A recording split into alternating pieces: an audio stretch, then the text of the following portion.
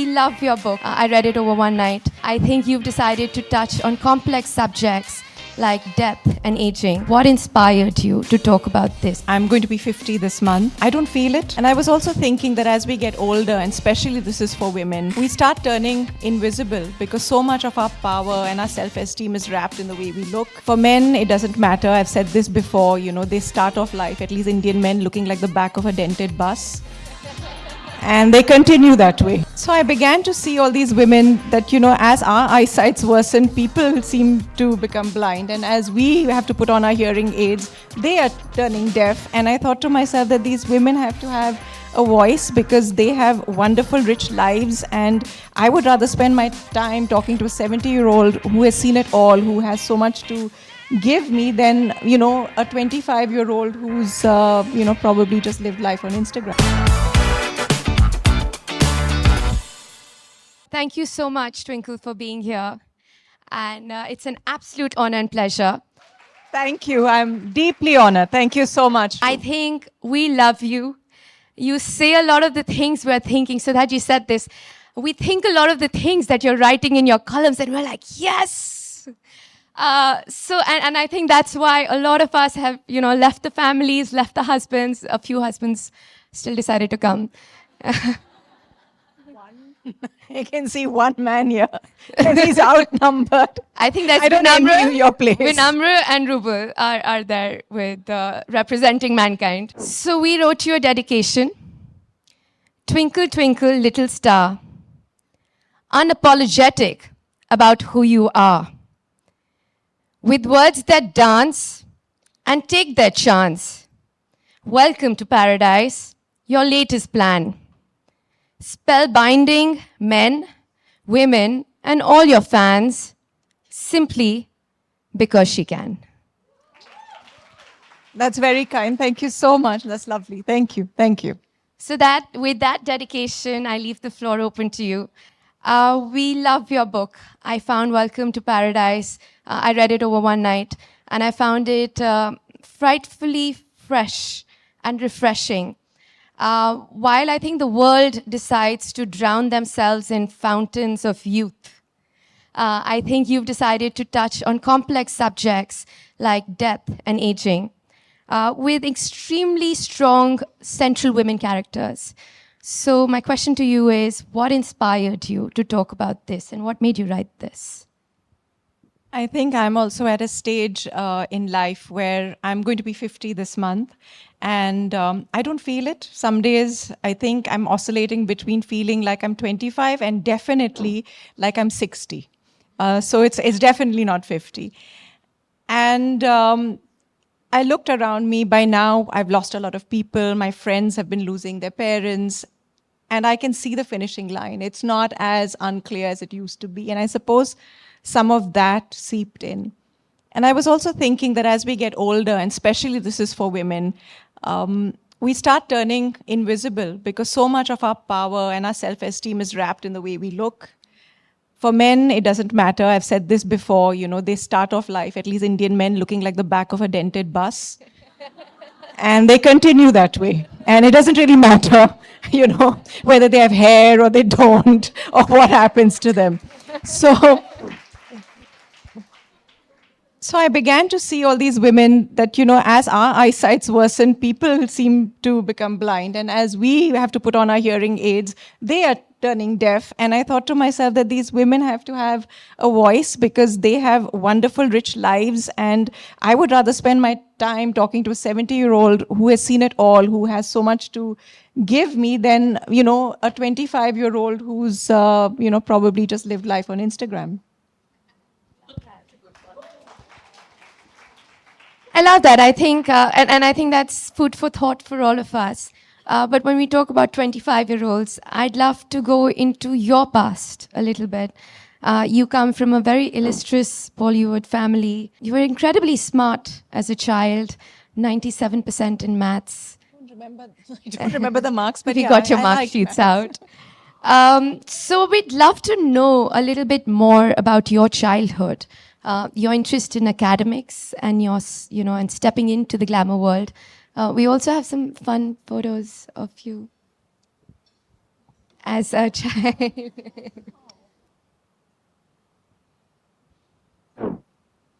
My mouth seems to be wide open even then. So, as a child, I was immersed in the world of books. And one of the reasons why that happened was I really thought that my body was failing me. And it wasn't really the size or the shape, but the actual physical structure. I was breaking bones all the time. I've broken every bone in my body.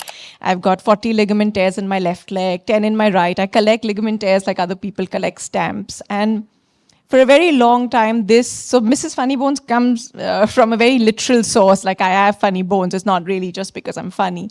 But a lot of this anguish was alleviated because I discovered books and I could disappear into them. So even if I was laid up in bed and I could not really move, in my mind I was running. And for me, that became my world. And at that time, whatever I was agonizing over, the fact that I didn't really fit into the world the way it was, or that, I was constantly injured, turned out to be assets now when I'm 50.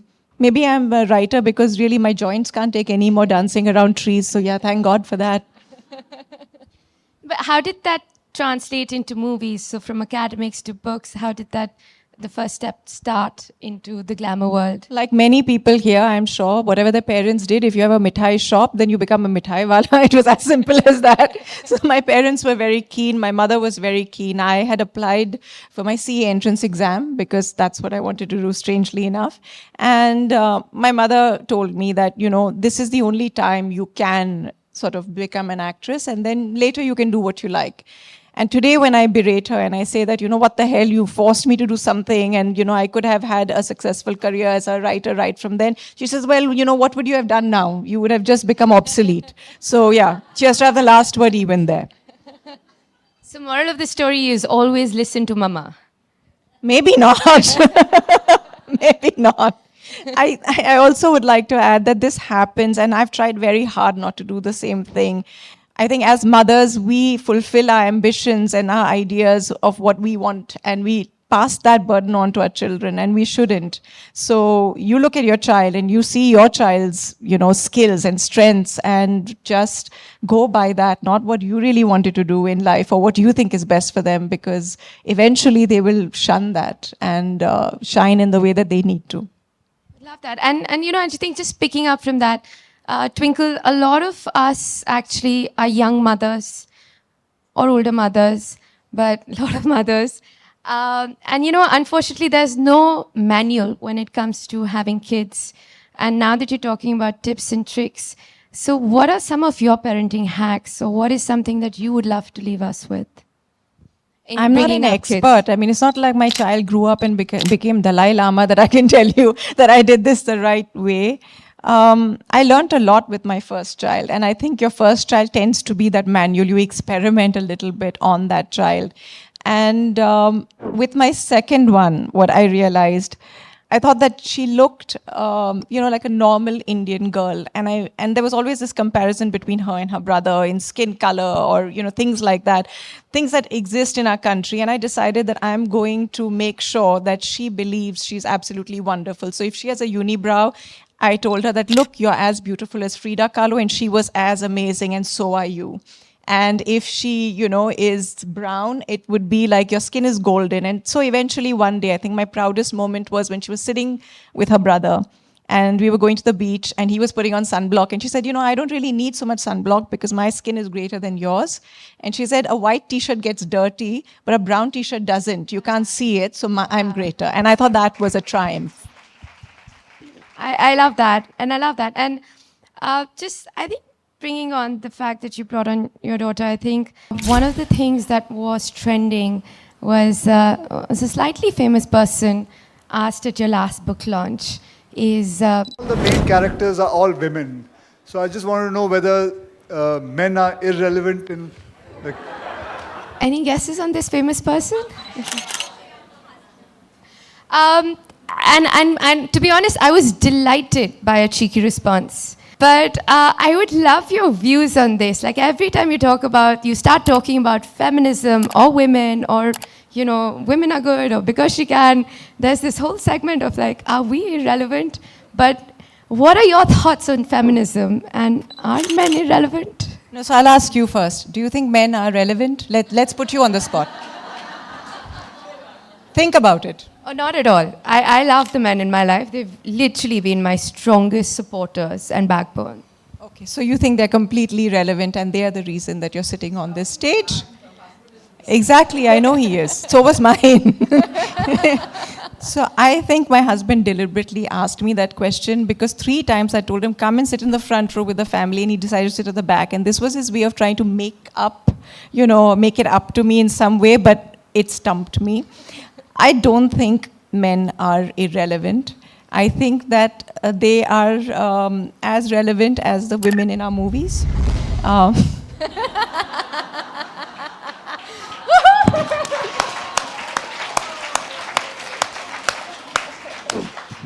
And I keep saying this repeatedly, I think we do need men because it's almost like a handbag. You can carry your things in a plastic bag, but it's nice to have a Kelly, it's pretty much that. So, having said that, I think it's an equal partnership. But what is real equality? A lot of women here will say that we are probably on the forefronts of progressive relationships. But how progressive are we when even if we're working and making money and doing all the things, 90% of the childcare is still our responsibility. Household duties are still our responsibility. So we are making that progress, but are we equal? We're definitely not. And the only way we are going to get ahead is if we teach our kids, our sons and daughters, to make sure that they build this equal world. We are still suffering from, hundreds of years of patriarchy, but we'll get there. And, one handbag, one dessert, one irrelevant man at a time. I love that. One step at a time. And I think, and what really inspired me, and I think a lot of us already know, and it's been spoken about, is how you took time out to go study. Again, these are thoughts that are in a lot of our heads. Kabhi main, मुझे बाहर जाके पढ़ना है, या I want to start my business, or I want to do XYZ things, but we keep putting that off. You took time out from work, from life, and you sign up for one of the best colleges and you go study. I think it's very inspiring, but also a step in this direction of becoming more and more relevant. What made you do it? What was this experience like? A lot of people I've been seeing these days, there are videos online where people say, we don't tell people our big plans because, there's nazar and it never happens. I've been seeing a lot of these videos around, and I'm completely the opposite. I go around saying random things. So I'll keep saying, like these days I've been going around saying that I think I want to become health minister. I don't know if it'll happen, but I'm just going around saying, these are all my big plans. So in a similar fashion, I used to keep saying that I want to go back to university. And there was a time I would take my son when he was in school to the school counselor. And I would keep telling him, I want to go back to university. And he said, this is a time for you to concentrate on your son. And, maybe when they're older. And I said, that's really misogynistic. And I'm going to put you in a column. So he kept quiet. But I think in the pandemic, when a lot of people were reevaluating their lives, I also looked at it. And I did 6 months of an online course, 2 online courses at Oxford. And I loved it. I felt I was submerged in the world of writing. I was learning so much. It felt like my brain was thrown into a washing machine and it was coming out, all sort of fresh and clean ideas were coming out. And so I decided I'm going back to university. And strangely enough, by then my son was old enough and we were both applying to universities at the same time. Our 4th choice was Kingston, and we both applied, and then we were horrified because if we got in, then we'd be on the same campus. No. So he said, so then we had a pact that if we do, then I'm going to say that I don't know who you are and you have to pretend you don't know who I am. And that was it. But luckily, he got his first choice, which was Central St. Martin's. I got into Goldsmiths, and that was it. And it was an absolute joy. I think, after so many years, I had a uni group. I don't remember the last time I had that. And we were 4 of us. So there was a lady who was 66, so older than me. There was me, the 50-year-old, and 49. Well, yeah, but I like to say it's 50. Just get there and get done with it. And the 25-year-olds. So yeah, the 2 buddhis and the 2 young ones, and it was lovely. Lovely. And so what did that take? Like, it just meant telling yourself that I'm going to do it? Like, what does it take to break that mental stereotype? I grew up, first of all, in a family which, was not the conventional family. So the whole system and the hierarchy of asking people for permission never existed. There was no one to ask permission from. And I think I just have to go ahead and do it. I was very lucky that my family supported me, that my husband was, fine with the fact that I was moving countries and, taking my younger one. But even if he would not have been fine, I would have still done it, but it would have been very, very difficult and traumatic, and there'd be a lot of yelling and screaming. But he was okay with it. So that happened. I just think, you have to have two things. You have to have a wish list, which you make once a year, and then you have to have your everyday to-do list. And I don't look at the wish list after making it. It's what I have to do every day, get on with it, good, bad, ugly, and I'll somehow reach those items on my wish list. So yeah, I'm a list maker. I would suggest everybody does that too. I love that. And I especially like that about just, I think we're afraid to just say it. So I would love you as a health minister. So, Vicky Flo will, so that she's looking at me, but Vicky Flo is right behind you, like championing you for health minister next. I would have to join the BJP, but so I don't know how that's going to work out. So again, I think a lot of the topics you talk about, they are societal issues that concern us or not. So you will talk about government policy. You will talk about public hypocrisy. You've talked about aging. You've talked about mother-in-laws. You've talked about luxury bags. How has this worldview evolved for you in terms of, and what drives you to comment on what's happening in society? I don't know what drives me. It's just that maybe, in fact, it's a nicer way, because when I was younger, I would just be standing in the middle of parties and making offensive jokes. And now I have time to, edit a little bit of all that offensiveness out. But I've always been somebody who's kind of looked at the world in a pragmatic manner and presented it in a pragmatic manner. And people mistake that for sort of humor, because very few people seem to be able to see the truth and even speak the truth. So it's humor is linked completely to the absolute truth. And, I was thinking of asking you this and I didn't know. Mrs., AKA Funnybones, it's a really hard name to have. It's a lot of pressure. Like, do you show up, like, is there a lot of pressure to say funny things or be funny, or how do you deal with that? There's definitely pressure. I mean, when I walked in, Sudhaji just told me, oh, you have to say something that will connect and entertain people and all of that. I mean, it's something like that. And I said, I'll try and I'll do a reasonable job. I can't promise you. So there is pressure everywhere. But you get used to it. And luckily, if you asked me, you have to go on stage and be really diplomatic, maybe that would be a lot more pressure. This I can handle, yeah. I love that. So acting versus writing, and I know we've spoken about this. We know your mom wasted 20 years of your life making you act, and writing is better. But what are some of the life experiences from acting, and what are your learnings as a writer? Like, how are the two experiences for you? Everything that you do adds up. It's an amalgamation of all your experiences that kind of nurture your writing. I think as an actress, I tried very hard. So I can't really tell people, oh, you know what, I didn't really do well, or I failed because I didn't put in my 100% and I wasn't interested. I tried my best. I just wasn't that good at it. You were great. No, I wasn't. And you know what? I'm honest about it. I wasn't, but I really did try. And I think writing comes more naturally to me. So if I had to pick between the two, of course, it would be writing. But I think that in order to act, there have to be a couple of traits. You have to be slightly narcissistic. I really didn't enjoy looking at myself in the mirror, a lot at that point of time. And now, actually, it seems that writing has done to me what fillers seem to be doing for a lot of people. Instead of worrying about the lines on my face, I have to worry about what line to come up with next. And I think that's a blessing right now.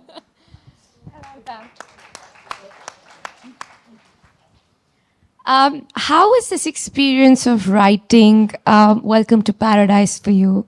You could have gone the easy way and compiled your columns and done, like Funnybones too, but you didn't. You decided to go, picked up fiction. You've had incredibly transparent characters. Tell us about this journey for you, like writing Welcome to Paradise. And why did you decide to actually make these decisions versus the easy way out? So today is a strange day because before this I was at Sundar Nursery and so many people came up to me and in the audience questions, they were like, we love Mrs. Funnybones. There was one young girl and she said, I read it 12 times and every time I'm crying, I open it because it's like homemade kheer. And I thought to myself that was so lovely. And I take Mrs. Funnybones for granted. I did for a long period of time. I thought, this is something that comes easy. And I almost took a sabbatical from the columns because it didn't feel challenging enough. And then my publisher said, but it means a lot to many people. And actually, maybe I took a sabbatical because politics became so difficult that I had to draw a line. And I was finding that, odd. But now I'm thinking that maybe if so many people, like Mrs. Funnybones too, and I've been constantly putting that off, maybe it's time to do it. I don't know. Do you want to read Mrs. Funnybones too? Okay, all right. We'll look at it again. And within Welcome to Paradise, which has been your most favorite character, and what have you really enjoyed writing the most? There's a story called Nearly Departed, and it follows the life of Madhura Desai, who's 86, and she writes to the Chief Justice saying that she wants the right to avail of euthanasia. And I thought that was really interesting because it's also her entire lifespan. So you meet her at different points. You meet her when she's 15, and then you meet her when she's 30, and you meet her when she's 45, and she's having an affair with a married man. And I thought it was someone I had to get to know very deeply. And she has a great sense of humor and she says really, really smart things. So when people even tell her that, you should go out there and make a lot of publicity and go out there, guns blazing, she's like, yeah, that's a good idea. Maybe I could shoot someone, but then God forbid, they take pity on me on my advanced age and give me life imprisonment instead. So I thought that she is my favorite character. I love that. And I really enjoyed the story, of course. Like I said, I think there was complexity and it made you think of what these decisions were. And what is paradise for you? Living in the hope that tomorrow is a better day. And that's what we're all looking towards because there is no happy ending. If you look at it at the end of everyone's life, we die, and that's not really happy. So it's where you stop the story and what are those moments of joy. And we live in hope. I mean, we live in the delusion that we and the people we love are going to be immortal. But it's so important for us to have that delusion to get anything done. What is the one thing you feel all of us should take back? So, am I Sadhguru now? I don't know. I mean, you kind of put Karan Johar on the couch with Karan Johar on your book lounge. So I think you're really up there for me right now. I think what I'd like to tell young women and older women and all sorts of women, that there's always a line between things you failed at and being a failure. So if you look at the things, you must try everything. And when you fail at something, it's very important to make a demarcation between I failed at this and I'm a failure. And if you are successful in making the demarcation, then that's your part to success. You try everything, but you are never a failure if you fail. It's just you failed at those things and you succeeded at so many others. And I think that is very important. Final question from me, Twinkle. What does because she can mean for you? I don't know. I mean, there are many things she can't, but I think that it's just getting through every day, doing everything you can to the best of your ability, and that's all it means to me. Lovely. Love that. Thank you so much.